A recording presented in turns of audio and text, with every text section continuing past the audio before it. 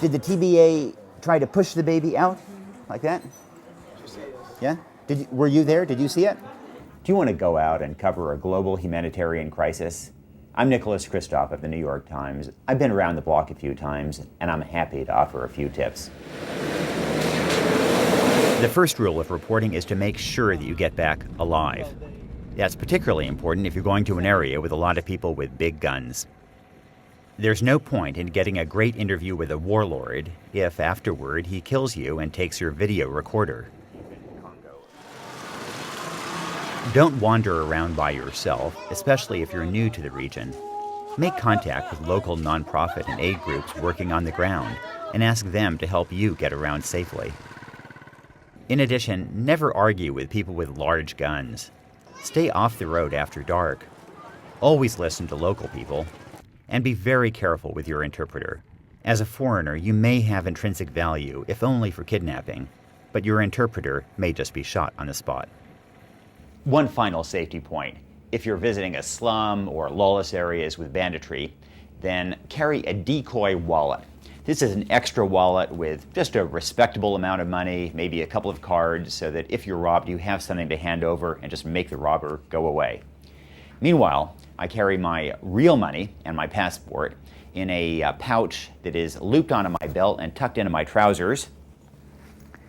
And this way it's pretty much invisible.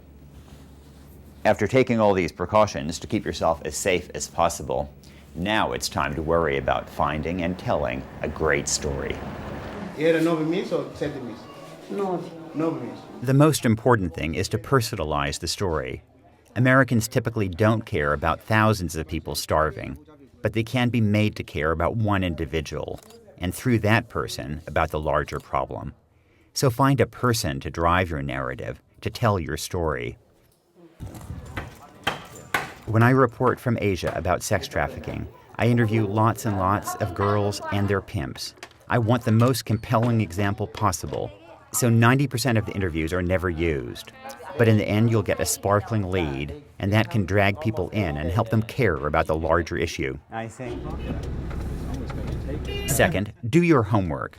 Talk to lots of experts on all sides, but check what they say against what is happening on the ground. Often the best sources on, say, maternal mortality aren't the specialists in Washington, but the nurses on the front lines in remote parts of Africa or Asia.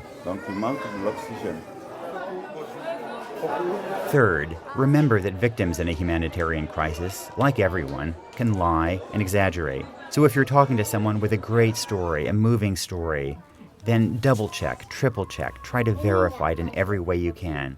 It's okay to be skeptical, even of good people. Fourth, this is very important. When in the course of your reporting it becomes necessary to have an Amazon native fire a blow dart at a papaya on your head. Okay, Juan, here we go. Make sure that he's an excellent shot.